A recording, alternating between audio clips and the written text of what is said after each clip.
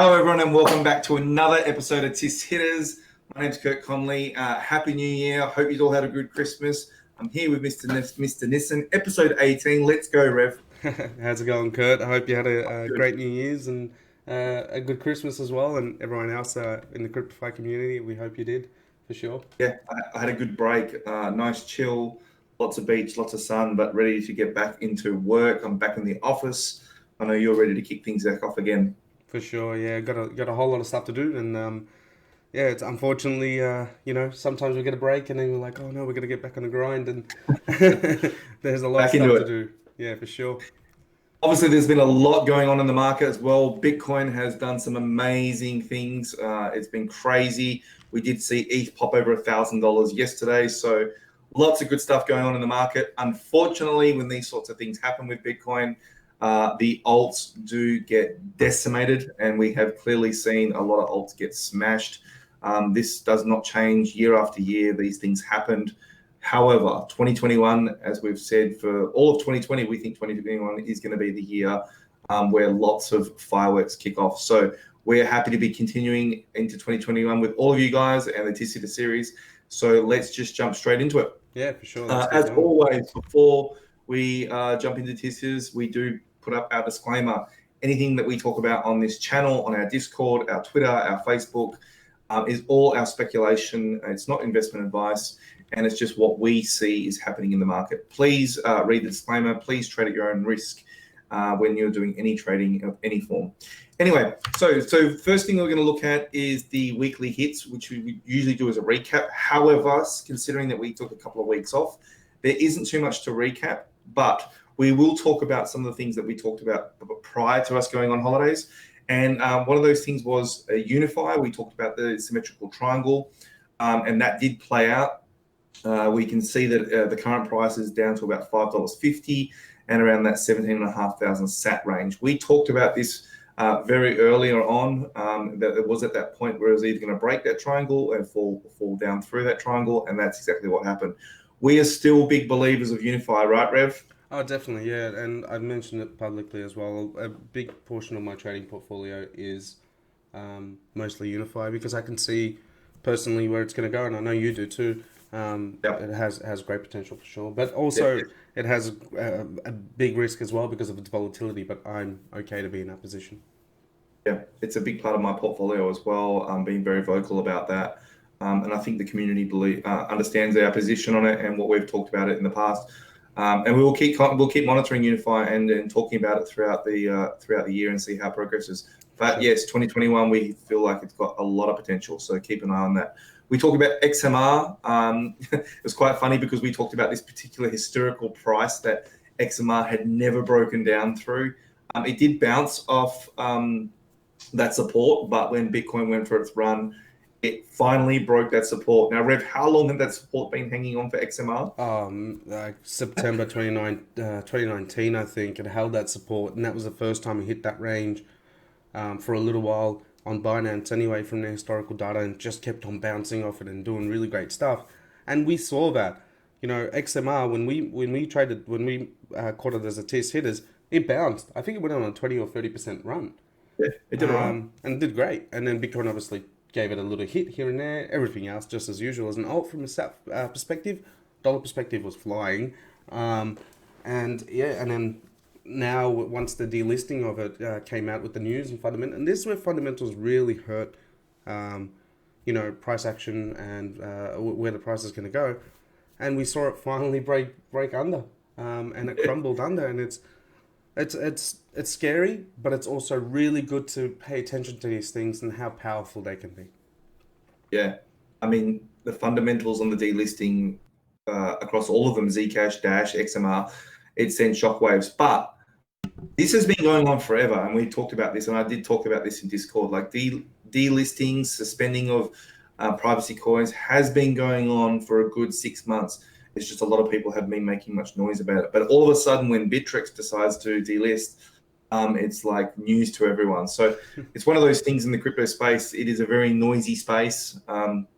You can miss a lot of information in a 24-hour period in the crypto space, but the fundamentals really hurt XMR on that particular day when the news come out. So there you go. It finally broke that support. The last one we were talking about was Waves. Waves did make a move from when we talked about it on the last TIS hitters. I think it did about 10%, 11%.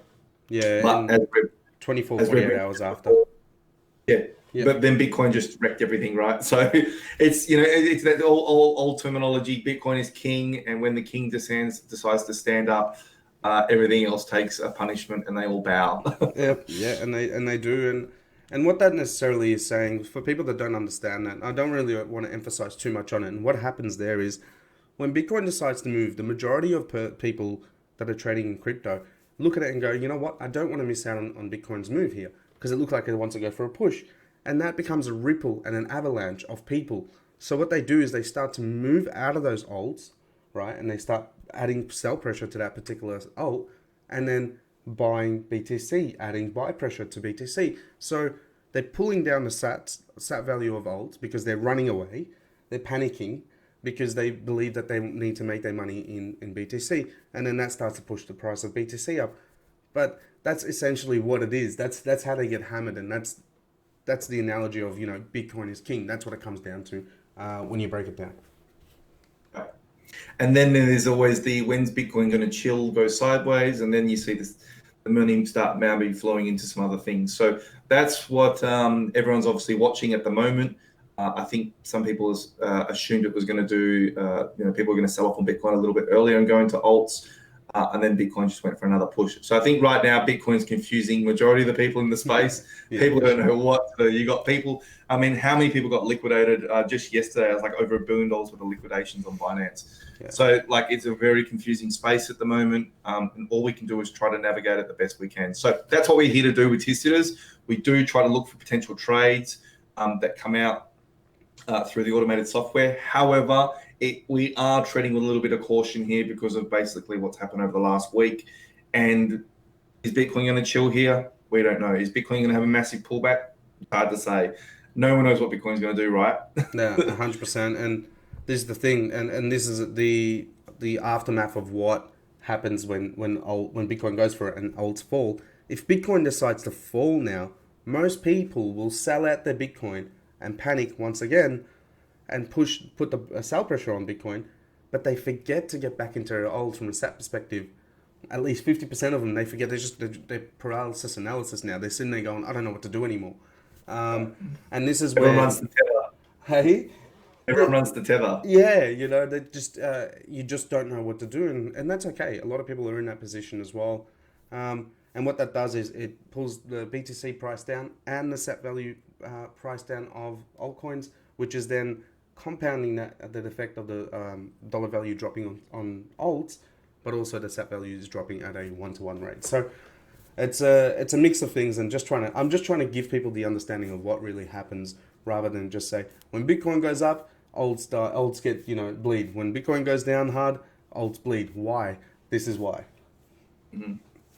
Yeah.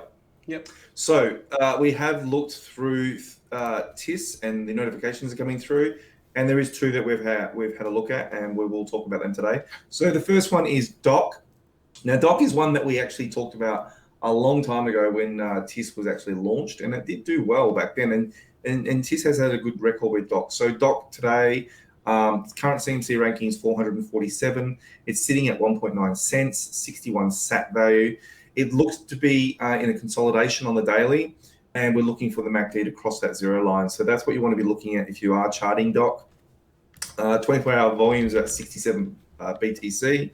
It's only had one buy notification, but like I said, it does have a good track record with TIS.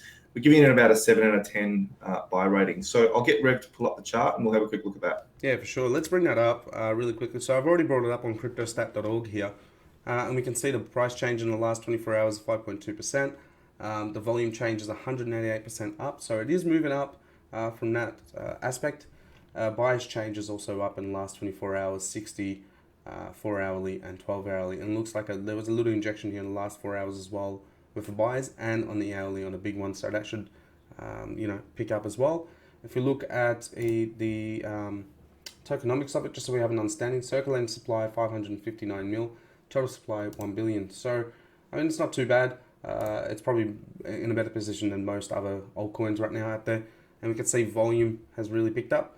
and the buyer's percentages also moving up and around, and actually just climbed just then. We can see a climb here as well, and a climb here, which is probably the 24 hour is probably this one, catching up to it. And that I think it was 4 hourly that we had. That's probably that won't be it. This is the last hourly here that's pulled up. So we can see the actual price is just sort of sideways.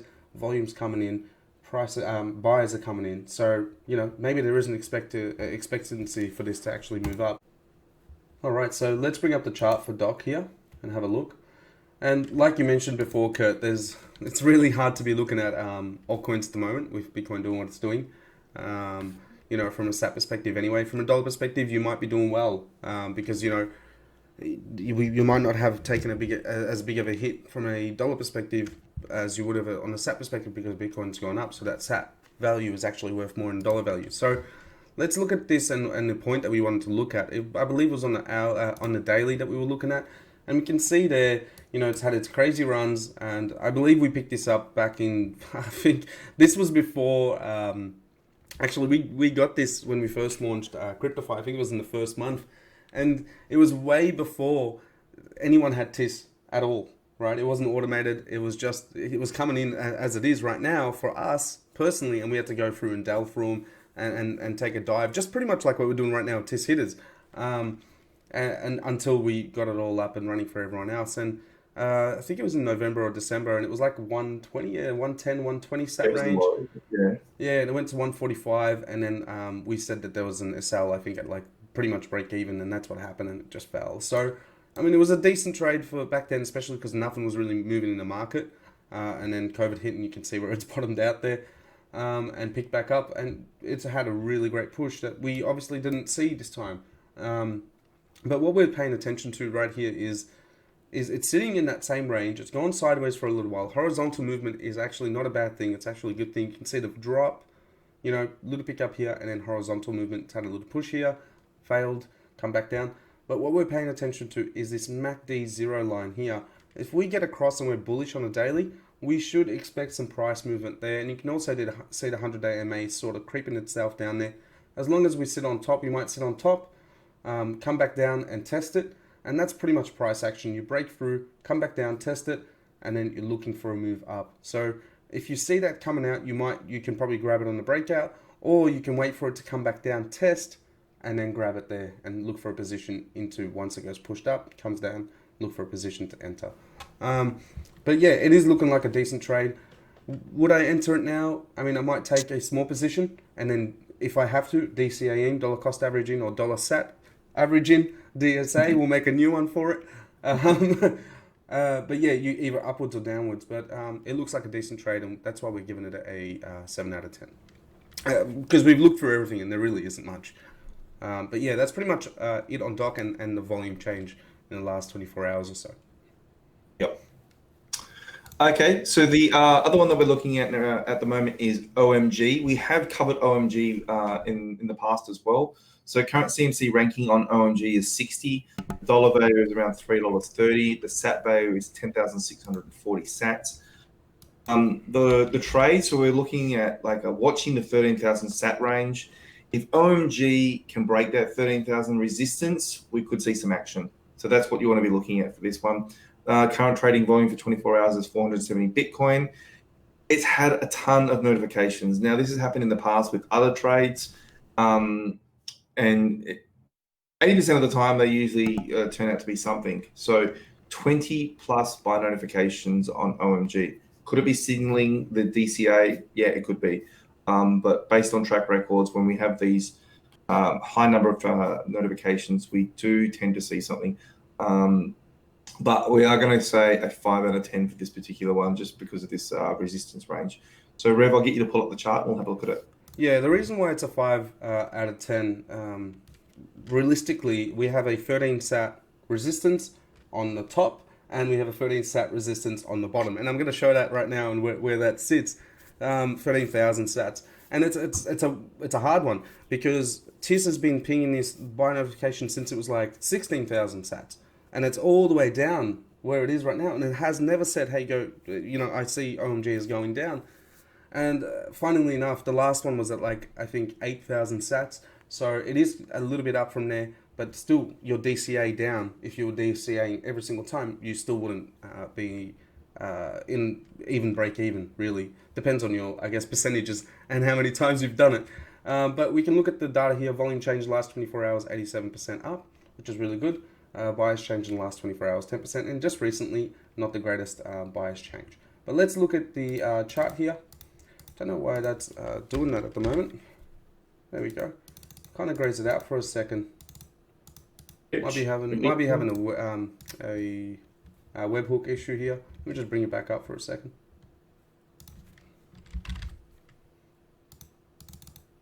No, I don't know why it's not bringing it up.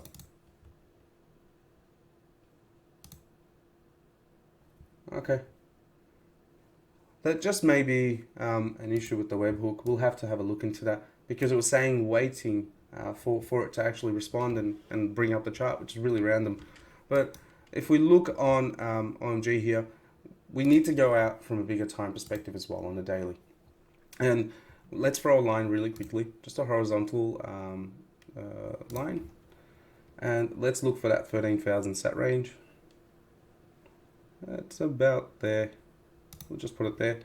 And you can see where, and what I'm talking about here. You can see here where it had resistance, right? And it's pulled back down, and then it broke right through it. But that still stands. That still stands as history, and that was in February.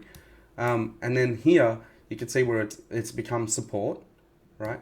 But now it's become a resistance again, because now we need to break through it. So we have a resistance here and a resistance here that we need to break through. And that's really what we're looking at. Is it a good trade right now? I'm not too sure. And this is why we're sitting on 5 out of 10.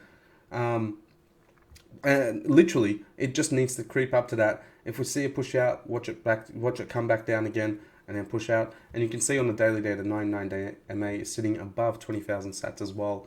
And that's really powerful there. It's approaching the monthly MA here, or the 25-day MA, and getting close as well. We might have a push out and back down to it, and then that will pretty much solidify the actual support and resistance range. But it is right now a double resistance and a single support right there. You can see it there. So we have two resistance points at the same point and a support point at the same point, exactly at 13,000 sats or so.